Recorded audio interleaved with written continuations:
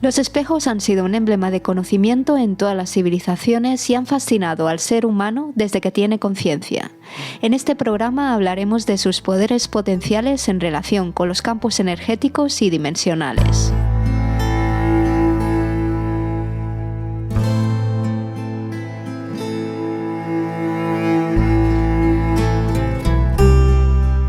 Para el desarrollo de este contenido os recomiendo el libro de oro de los espejos mágicos, de Álvaro Bermejo.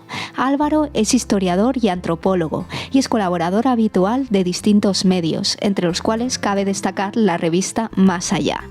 En esta obra realiza un análisis desde la historia, la mitología, las leyendas, la literatura y los hechos reales vinculados a los espejos como artilugios mágicos. En relación con la etimología, el espejo tiene su origen en la palabra speculum, y entre las palabras del español actual provenientes de speculum podemos mencionar especular. ¿Os habéis parado a reflexionar en la imagen que nos devuelve el espejo siempre? Es más especulativa que real, porque siempre es inversa. Pero dad un paso más. Poned 1 o 2 velas en el baño por la noche y miraos al espejo. Si aguantáis más de 5 minutos, me comentáis. Los espejos se han considerado desde hace siglos puertas a otras dimensiones. No solo eso, sino que como costumbre de prevención, los espejos se retiraban de las habitaciones de los enfermos o se les daba la vuelta después de su fallecimiento porque el alma podría quedarse atrapada en ellos. También se consideran herramientas de tipo energético. Si la energía que hay donde se instalan es negativa, multiplican la negatividad. Si es positiva, se convierten en un fractal de serenidad, equilibrio y armonía. Por eso los espejos son uno de los elementos clave en el Feng Shui. Antes de detenernos en el Feng Shui, vayamos a la Grecia preclásica. Las brujas de Tesalia utilizaban espejos en los que trazaban sus fórmulas sibilinas con sangre humana. Se establece que enseñaron a Pitágoras a conversar con su diosa sosteniendo un espejo vuelto a la luna. Es más, según cuenta Álvaro Bermejo, Pitágoras fundó en Crotona, al sur de Italia, una hermandad esotérica. Eran vegetarianos, practicaban la vida comunal y admitían mujeres, algo insólito en esos tiempos. En la Edad Media, Pitágoras fue considerado un adorador de Satán, y en esta época los espejos son peligrosos. En 1321, la Inquisición francesa captura a una joven aristócrata acusada de brujería con una sola prueba, la de poseer un espejo. Para la Iglesia, los espejos eran algo demoníaco. Aún así, damas de linaje recurrían a la adivinación a través de ellos, como fue el caso de Catalina de Medici o Isabel I de Inglaterra. En China, los espejos han sido considerados reflejos del más allá. Pensaban que detrás de cada espejo hay un universo alternativo habitado por criaturas de sortilegio. Por supuesto, los espejos están presentes en numerosas y grandes obras de arte. Me llamó especialmente la atención una de las que cita Álvaro Bermejo en su libro, El matrimonio Arnolfini de Van Eyck. En esos tiempos, este espejo se conocía como el espejo de las brujas o el espejo de los banqueros.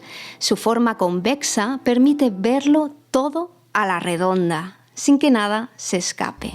Hay mucho simbolismo y mucha mística en los espejos. Se dice que son puertas, pero no caigáis en el error de pensar que cualquier espejo vale.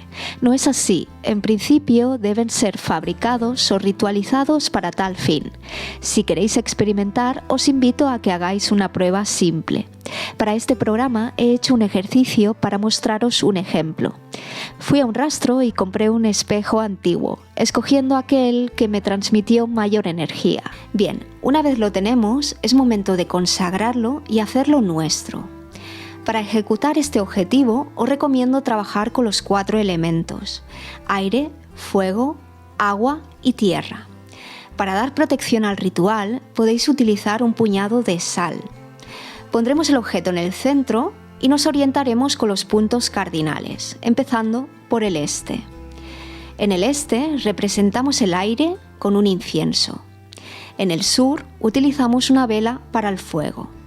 En el oeste un vaso de agua y en el norte un puñado de tierra o una planta.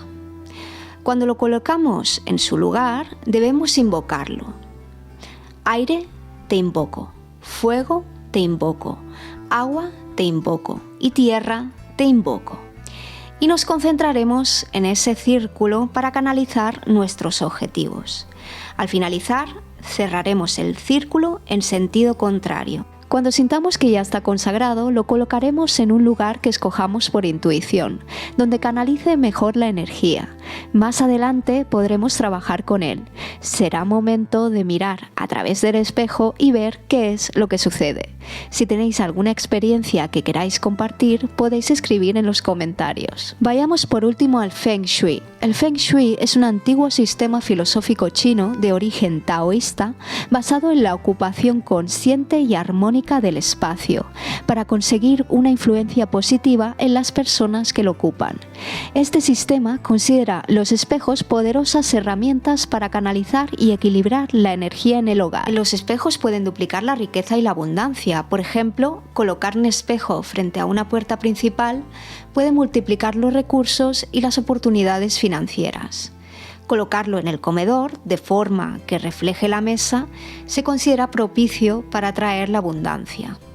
Si ponemos un espejo frente a la cama, puede perturbar el sueño y la intimidad, por lo que vamos a evitarlo. El mundo de los espejos abarca distintas ramas del saber: historia, mitología, simbolismo, ocultismo, magia. Espero que a partir de ahora, cuando os miréis en el espejo, os fijéis en aquello que se oculta en el propio reflejo. En el próximo programa nos adentraremos en las experiencias cercanas a la muerte y lo que dice la ciencia al respecto. Podéis suscribiros a mi canal de YouTube y apoyarme en Patreon. Muchas gracias por vuestro tiempo.